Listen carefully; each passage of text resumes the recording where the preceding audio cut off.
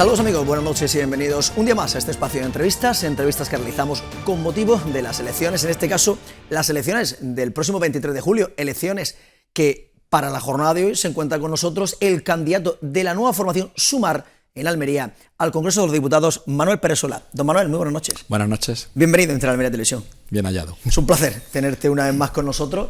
Además, sorprende porque la última vez que estuviste con nosotros estaba hace ya bastantes años con la situación de Equo. ¿Cómo ha sido este paso que has dado de nuevo otra vez a primera línea? Bueno, en ese momento estábamos recién creado el partido, nos coincidió que, acordaros del 15M, el 15M, efectivamente. Toda esa convulsión que se produjo, y en ese momento los ecologistas, pues yo provengo del campo del ambientalismo, de los grupos ecologistas, pues decidimos que había que dar un paso a la política, pues porque no bastaba con el activismo y con movilizar a la gente, sino que había que estar en las instituciones precisamente para poder llevar a cabo nuestras propuestas, ¿no? Y claro, nos pilló pues a contrapié, y las elecciones se convocaron recién creado el partido y concurrimos solos. Yo entonces iba al Senado, que no saqué mal resultado, es decir, para ser una formación nueva y tal, y al Senado, pero bueno, ya sabéis, la ley de ON y todo. Pues, al final no. Y bueno, pues yo he seguido con mi activismo social y con mi activismo ambiental y cultural, pues en la ciudad y bueno, allá donde me han llamado. Ahora, como estoy jubilado, he terminado mi etapa laboral de docente, pues puedo dedicar más tiempo a todas estas actividades. Y bueno, pues han pensado en mí, en este proceso de confluencia de toda la izquierda del PSOE, pues para hacer posible el que se recupere otra vez el gobierno de coalición, porque sabemos que la situación que hay ahora mismo hay dos partidos, efectivamente PSOE y PP, que se disputan la hegemonía, pero quizás ninguno de los dos va a poder gobernar solo. Van a tener que utilizar, en el caso del PSOE, pues a Sumar, y en el caso del PP, pues seguramente a Vox, ¿no?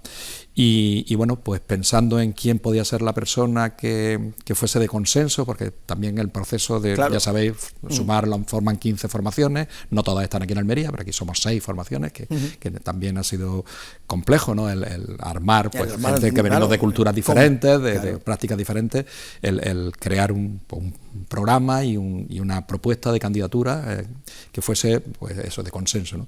Y pensaron que yo era un poco la persona que reunía las condiciones y bueno, me propusieron y en Madrid lo revalidaron y soy el cabeza de lista, pero bueno, me acompañan pues gente muy conocida también, Gloria Gago, que es de Podemos y que ha estado también en el ayuntamiento hace ya años, Juan Pablo Jacubi, que también es una persona conocida con experiencia también en Diputación y en el ayuntamiento de Roquetas, y bueno, pues compañeros también al Senado, está Rafael Esteban, está Carol García, que es compañera mía también de Equo, y José Miguel, que también son personas pues muy respetadas, muy conocidas en su entorno, muy trabajadoras, y que nos mueve pues eso, la defensa de lo común, porque nosotros, bueno, eso lo dicen todos los políticos, sí, claro.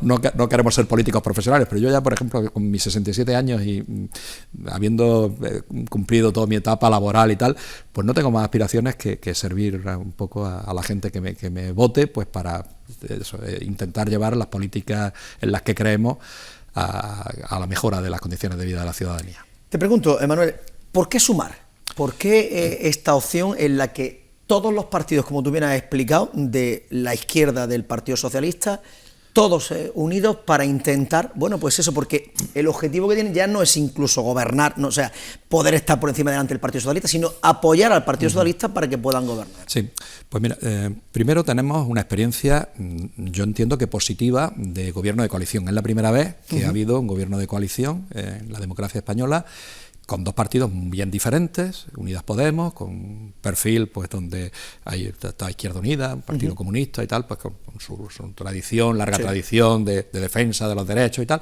y con Podemos, pues que fue la revolución, ¿no? En su momento, con el 15M, de aunar pues toda ese disenso que había con la política, en fin, la gente que se sentía que no recogían sus aspiraciones, sobre todo la gente joven. Entonces, ha sido una experiencia positiva, con todos los problemas que ha habido, porque claro, compaginar dos partidos con unas tradiciones diferentes, con unas estructuras diferentes, ha sido difícil, pero se han conseguido recuerdo, por ejemplo, el salario mínimo profesional, la ley de pensiones, la ayuda a la dependencia, la reforma laboral. Es decir, hay un montón de hitos de leyes, algunas de ellas en las que ha sido protagonista precisamente Yolanda Díaz, ¿no?, como ministra de Trabajo, que además hasta elogian no solamente la parte sindical, sino también la parte patronal. Es decir, una forma de diálogo, de entendimiento, de llegar a consenso. Y yo creo que la situación que estamos viviendo ahora mismo, después del COVID, después de la guerra de Ucrania, toda la crisis energética, el cambio climático, todo esto obliga o bien a tomar posturas valientes de atajar todos esos problemas sin dejar a la gente, sin que las personas que están en peores condiciones pues se queden de lado, pero también la posibilidad de ir haciendo mejoras pues en la vida diaria de la gente. Y la otra opción es pues volver un poco a la situación que vivimos cuando la crisis del 2008, es decir, políticas de austeridad, de tal. Y lo estamos viendo en Europa, es decir, ahora mismo se están celebrando elecciones europeas, está polarizada, hay como dos frentes, uno progresista y otro conservador, y en algunos casos el conservador muy escorado a la derecha, porque hay partidos fuertes de la ultraderecha en Italia, en Francia, en Hungría, y están escorando incluso a políticas que eran liberales de los partidos de centro, de partidos de derecha, pues están escorando en temas relacionados con economía, en términos relacionados con a veces hasta el negacionismo del cambio climático, con derechos sociales, LGTBI, feminismo, etc.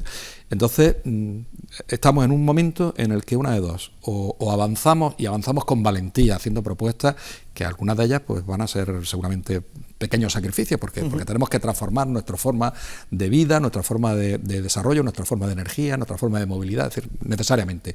O lo hacemos suavemente, paulatinamente, con consenso, o va a haber que hacerlo bruscamente cuando nos falten las energías de las que dependemos ahora mismo, ¿no?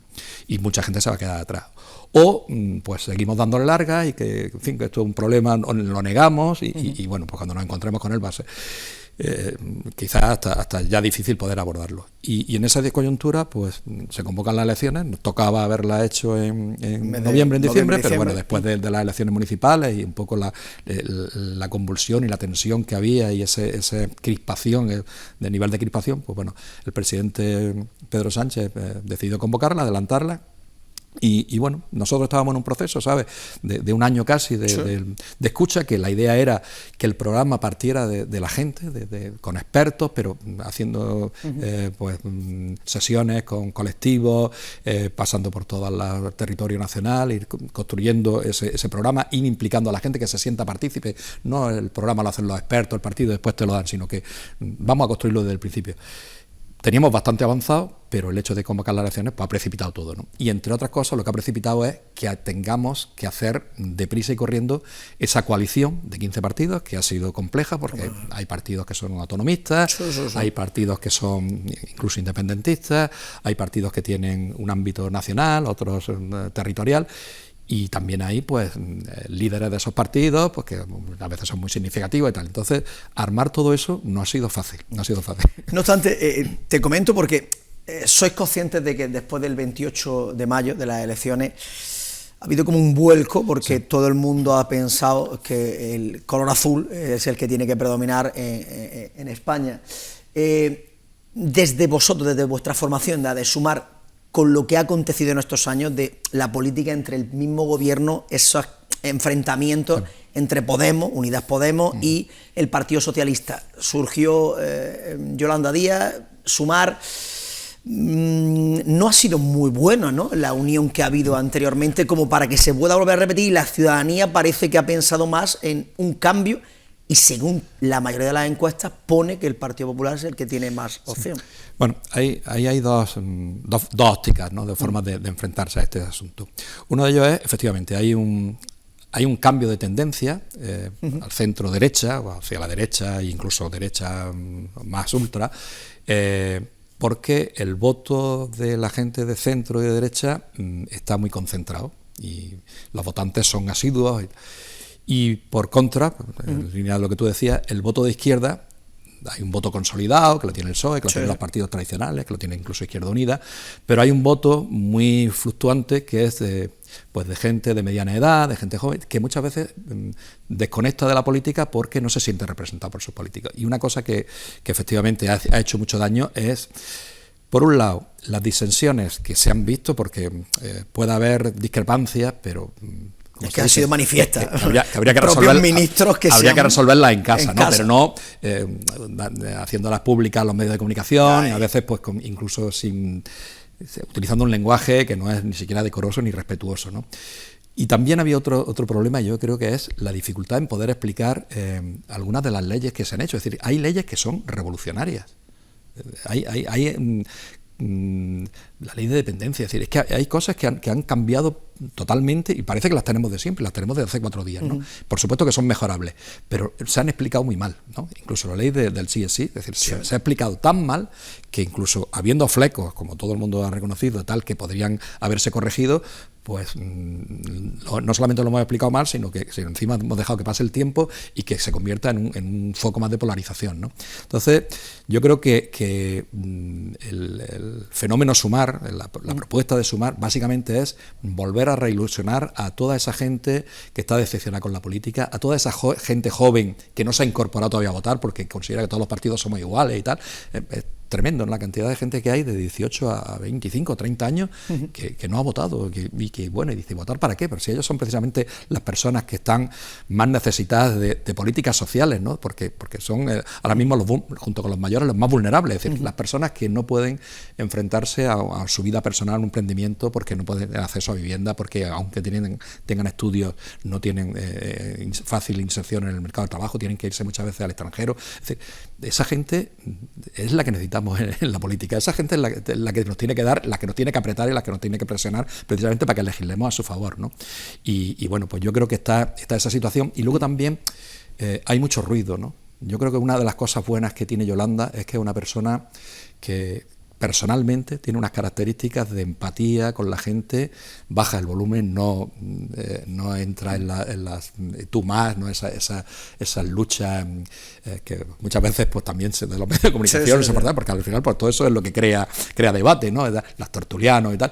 Y ella ha bajado el debate a las cosas concretas, a propuestas concretas, nunca increpa al adversario, sino que le escucha. Y además yo creo que yo ahora vengo de un acto en el que hemos estado los partidos con la FAN y bueno, pues a mí me gusta escuchar lo que decían mis contrincantes porque incluso he notado cosas que me han dicho que me han parecido muy interesantes, ¿no? Entonces, no, aunque sean el polo opuesto a tu ideología, pero hablar con la gente es positivo, siempre se aprenden cosas y sobre todo te da razones para tú argumentar, contraargumentar, es decir, poner argumentos encima de la mesa y luego, pues también nosotros, yo creo que una de las cosas importantes que tiene Sumar es que ha bajado el debate a las cosas reales, a las problemáticas reales. Es decir, en vez de hablar de los partidos, estamos hablando de los problemas de la gente. Por entrar en esos problemas, la última propuesta, por ejemplo, que ha puesto encima de la mesa Yolanda Díaz, esos 20.000 euros para los jóvenes, 18, 20 y tantos años de edad, 23... para explicar, porque parece que se dice, bueno, 10.000, 20.000 euros, parece que esto es el dar, pero explicar de dónde, porque luego ha salido otra ministra del Partido Socialista, pero ¿de dónde sacaría el dinero? ¿Cómo, o sea, que las propuestas que se pongan encima de la mesa, que sean reales y de dónde se sacan. Pues mira, ahí en concreto, que además está suscitando debate, es decir, que es curioso, hemos pasado de ETA, de los separatistas y tal, a hablar de problemas que dice, bueno, esto cómo se lleva a cabo, pero es una propuesta concreta. Esto tiene mucho que ver con la renta universal. Yo sé que esto, hay mucha gente que no lo entiende, pero la renta universal, que lo dicen economistas de todos los signos a nivel mundial, es lo que conseguiría equilibrar un poco la desigualdad de partida con la que venimos al mundo, ¿no? Cada uno en función de la familia en la que nace, le toca en suerte, pues tiene una herencia. A veces son una herencia cultural, de formación y tal, y muchas veces una herencia física, material, ¿no? De vivienda, de tierra, de capital en un banco y tal. Entonces, la única forma de uniformar esto, nosotros ya lo estamos haciendo, somos de los países más avanzados en educación y en sanidad, que iguala a todo el mundo. Una persona, la persona más rica de España, banquero, un empresario, puede ir a la sanidad pública. De hecho, muchas veces, incluso aunque puedas pagártelo, la atención especializada de operaciones, de determinadas intervenciones, por ejemplo, los trasplantes, que es lo que somos un país, estamos a la cabeza, ¿no? Los trasplantes se hacen en el sistema público. Bueno, a veces concertado y tal, con hospitales privados, pero básicamente, ¿por qué? Pues porque tenemos un nivel de especialización y de experiencia ya acumulado durante muchísimos años que es exitoso en un tanto por ciento elevadísimo, ¿no? Entonces, la sanidad, la educación, lo mismo. Es decir, tú puedes elegir colegio, ir a un colegio privado, pero tú vas a tener una plaza pública. Tanto la persona inmigrante que acaba de llegar y tal, que tiene derecho a tener una formación, aunque sea que para poder integrarse, como la persona más rica, ¿no? Y la renta universal va también en esa línea. La renta universal es un mínimo, que lo hemos llamado de distintas maneras, el mínimo vital y tal, pero es una cosa, y dice, bueno, pero ¿cómo se puede esto darle a todo el mundo por igual? Pues sí, porque la única manera de asegurar que todo el mundo tenga lo mínimo, es haciendo un reparto lineal, sin tener en cuenta nada, sin tener que pedir condiciones determinadas y tal para poder acceder. Además, ¿de dónde sale ese dinero? Gran parte de ese dinero sale de ahora mismo todas las pequeñas partidas que estamos dedicando pues a ayuda domiciliaria, en fin, a las partidas de lo que es toda la economía de los servicios, que muchas veces incluso se devuelven porque no la burocracia y todos los trámites que tienen que seguir para acceder a ella es tan complicada que muchas veces la gente que más lo necesita no tiene acceso a ella. ¿Y de dónde parte también el dinero? Pues haciendo una implantación de los impuestos más justas, más redistributivas, es decir, donde no puede ser que yo, que soy docente, o tú que somos profesionales, pues en nuestro IRPF pagamos un 18, un 19, un 20%, y una gran empresa paga un 3%. Es decir, que lo que está más castigado es el impuesto al trabajo más que el impuesto a los capitales y a los negocios, ¿no? Entonces, ¿de dónde sale? Pues eso, subiendo el nivel de participación en los impuestos de las grandes fortunas, de las grandes empresas, equilibrándola a lo que es en Europa. Es decir, hace unos días se ha aprobado en la Comisión Europea, bueno, en la OCDE, Estados Unidos quería elevarlo incluso más. Estados Unidos quería que no se pagara por debajo del 18%. Al final se ha llegado al 15%, es decir, el 15% ya es un éxito. Que estamos pagando es que hay empresas que pagan un 3%. Empresas, o sea, bancos, grandes multinacionales, etcétera. Entonces, cuando dicen, bueno, es que si la gente se le obliga a tributar más, van a irse a otros países. Si tomamos una medida a nivel europeo, y en el occidente, entra también Estados Unidos y Canadá y la OCDE, eso sí es posible. Entonces, lo que se trata es, pues, de eso, de limar desde el principio esas grandes dificultades que hay, y por qué hacerlo de 18 a 20 y tantos años, ¿no? Y 20.000, bueno, o sea, los expertos han puesto una cifra porque piensan que es una cifra que además es en varios años, y que esto es un poco, hay países que lo han hecho, que es, por ejemplo, unas becas de estudios, que te dan un dinero que luego tú tienes que devolver cuando eres profesional. Eso se han hecho en países comunistas, pero también en países capitalistas. En Chile se ha hecho, en otros sitios, y en Estados Unidos incluso. Un médico está pagando durante años el dinero que le permitió estudiar, ¿no? Entonces, ¿por qué? Pues porque esa edad precisamente es la que tiene ahora mismo más dificultad para tener una vida propia. Es decir, la gente joven, en muchos casos, tiene que dejar los estudios porque a partir de ahora ya necesitamos másteres para casi todo. Es decir, no es terminar tu carrera, sino luego hacer el máster. Los másteres, en función de la universidad que sea, pues tienen un coste. Los padres no tienen 4, 5, 6.000 euros. Efectivamente. Y luego también, pues, las dificultades para incluso una vez que ya has titulado, para poder empezar a trabajar, para poder emprender, para poder o seguir formándote, o incluso emanciparte, ¿no? Entonces, se ha pensado que esa cantidad pues podía ser una cantidad que se podía detraer de los recursos públicos para precisamente a esta gente incentivarla. Y la idea no es que sea, dice, ¿por qué hasta los 20 y tantos años? Pues la idea sería una primera fase de la implantación de la renta universal, porque la renta universal es algo que está rondando en la cabeza de los economistas de todo tipo, como que puede ser verdaderamente revolucionario en el sentido de igualar a todo el mundo por la base. Y dice, bueno, pero la persona rica va a tener también derecho a la renta universal. Sí, también, porque ella es la que más cotiza para que haya esa renta universal, es decir, es la que más impuestos está pagando para que el resto de los podamos tener, ¿no? Eso en cuanto a esa propuesta, pero a todos los almerienses que lo están viendo ahora mismo, las principales ejes fundamentales de ese programa electoral que se va a empezar a vender ya a la ciudadanía a partir del próximo viernes, el 7 de julio. Pues mira, para nosotros son fundamentales 3 patas. Hay una que al final engloba todo. tenemos una situación de cambio climático. Bueno, aquí en Almería ya lo estamos viviendo, ya lo sabemos.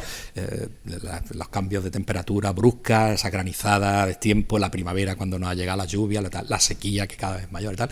Y eso nos va a obligar a replantearnos, primero, medidas eficaces para reducir en lo que nosotros, los humanos, somos responsables, que es en la emisión de gases de efecto invernadero. Es decir, tenemos que cambiar, pero sí o sí. Se habían puesto en la Cumbre de París, se pusieron unos plazos. En 2040 teníamos que, o en 2030 teníamos que haber reducido un 35, un 40% de esas emisiones, en 2040 un 50% y bueno, a final de siglo prácticamente cero, ¿no? Quiere decir que tenemos que dejar los combustibles fósiles sí o sí y tenemos que empezar con una energía alternativa. Se está haciendo un esfuerzo grandísimo con energía eólica, solar y tal, que además nosotros somos una potencia en ese tema, es decir, que no dependemos de nadie, hay que hacerlo también, hay que decirlo, hay que hacerlo también con mesura, es decir, esto no es el lejano oeste, porque se están haciendo a veces... De algunas formas parece que sí, el tema de comunicaciones y tal... Hay algunas zonas en las que hay una sobredimensión de proyectos en municipios que son pequeños y tal, entonces hay que tener en cuenta que allí vive gente, que hay usos tradicionales de la agricultura, de la ganadería, que hay impacto ambiental, que hay zonas protegidas. Sí, sí. Tabernas, por ejemplo, que además es un escenario de cine de tal, pero es que es el subdesierto de Europa con una biodiversidad botánica tremenda y bueno, con esas cosas hay que planificarlo, ¿no? Es decir, pero hay que hacerlo. Por lo tanto, ese es un tema importante, pero todo lo que lleva aparejado con eso, es decir, es otra forma de producir, otra forma de consumir, otra forma de movernos, otra forma de relacionarnos, otra forma de contemplar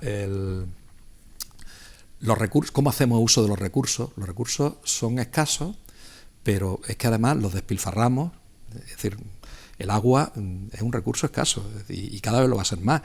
Y no podemos esperar que toda el agua que necesita nuestra agricultura, que además está haciendo un esfuerzo tremendo por adaptarse a todas las condiciones, por tecnologías innovadoras, el riego por goteo, la lucha biológica y tal, pero no podemos exprimir más de lo que da de sí. Es decir, tenemos los acuíferos que tenemos, que muchos de ellos están sobreexplotados, tenemos un régimen hídrico que es mínimo y además muchas veces a destiempo y haciendo daño, más daño que beneficio, y no podemos estar a expensas de que se haga un trasvase en no sé qué sitio o que se desale agua de mar, que puede ser una solución momentánea, pero también es un sobrecoste importante que muchas veces los agricultores no pueden parar. Entonces, ¿qué tenemos que hacer? Pues buscar alternativas, es decir, que luego cuando estamos produciendo cosechas que hay que en parte tirarlas porque no tienen salida al mercado, cuando el cambio climático está llegando también a los países con los que competíamos, cuando Holanda ya es capaz de producir los mismos tomates y los mismos pepinos que nosotros, porque las condiciones climáticas se están pareciendo más a las que nosotros teníamos hace 10 o 15 años, ¿no? Entonces, ¿qué tenemos que darle? Una vuelta a la agricultura, tenemos que darle una vuelta al turismo, es decir, no podemos ser un turismo estacional, un turismo de sol y playa nada más. Tenemos unas potencialidades tremendas de cultura, de patrimonio, de paisajes naturales. Todo eso permite plantear el ocio de otra manera, ¿no? Ahí yo creo que hay un campo importante.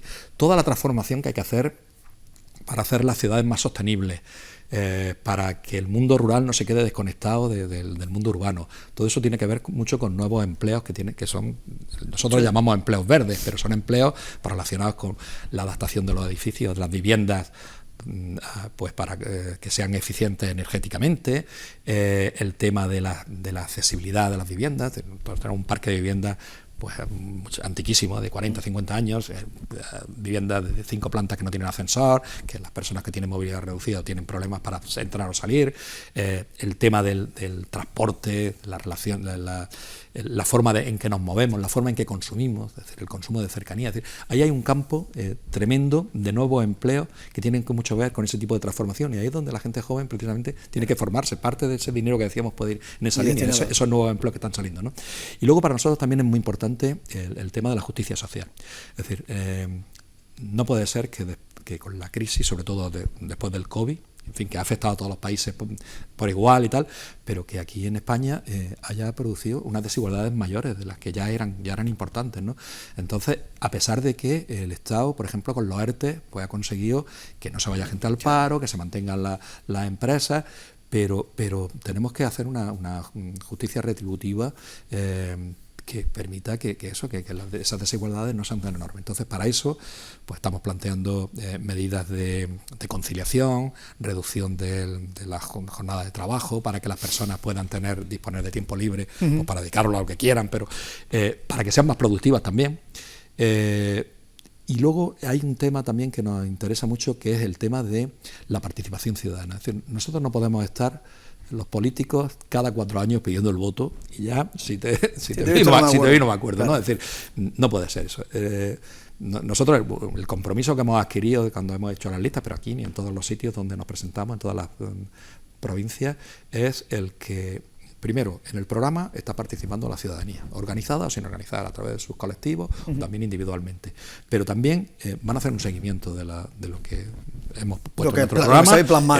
Efectivamente. Y nosotros, una de las cosas, el compromiso que tenemos es de rendir cuentas ante nuestros ciudadanos, de tener una cosa que se ha perdido, que empezó cuando, yo recuerdo cuando empezó la democracia, los que somos ya así más talluillos, pues una de las cosas que nos llamó la atención es que el diputado o el senador y tal decía el día que estaba aquí en la ciudad. Están normalmente en Madrid, ahí en el Parlamento, en el Senado, y el viernes normalmente, está aquí, entre otras cosas para atender a la gente. Es decir, tú tienes que tener tu horario de oficina en un sitio local donde se te pueda localizar, y con un teléfono y con una citas previas, en fin, como se establezca, para que tú puedas recibir a los ciudadanos y te digan sus cosas y tú puedas explicarles. Es decir, para nosotros eso es importante, porque además gran parte de la desafección que hay de la ciudadanía con los políticos es por eso, es porque todos son iguales, ellos ya han pillado su sillón y ahí se quedan y tal. Entonces, yo creo que nosotros, en Sumar, una de las cosas que tenemos, de las características que tenemos, es que se han buscado perfiles. En fin, yo no conozco a todo el mundo que nos hemos presentado, pero estuvimos en Madrid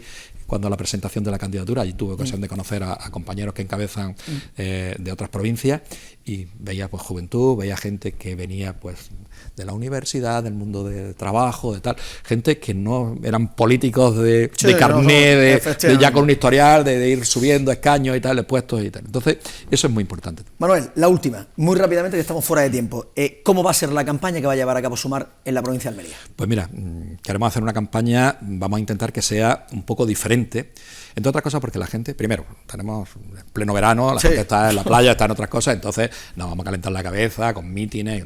Lo que queremos es, lo que estamos haciendo ya en la pre-campaña, que es reunirnos con colectivos, visitar todos los sitios donde se nos pida que vayamos, hablar con la gente, hacer actos informales. Nosotros lo hemos llamado café con el candidato, que permitan, pues eso, en un corro de gente, pues hablar tranquilamente de los temas, y sobre todo en la calle. Vamos a hacer muchas cosas en la calle, vamos a utilizar también, lógicamente, las redes sociales y los medios de comunicación, pues vamos a tener al tanto de todas las cosas que vayamos haciendo día a día, pero la idea es intentar abarcar, porque muchas veces nos centramos nada más que en la capital y la provincia es muy grande, y hay mucha gente que está necesitada también de que se les impulse, ¿no?, hacia participar de nuevo en la política. Y nos están llamando, es curioso, cuando se presentó la candidatura, nos llaman de sitios que no sabíamos ni que teníamos allí simpatizantes y gente.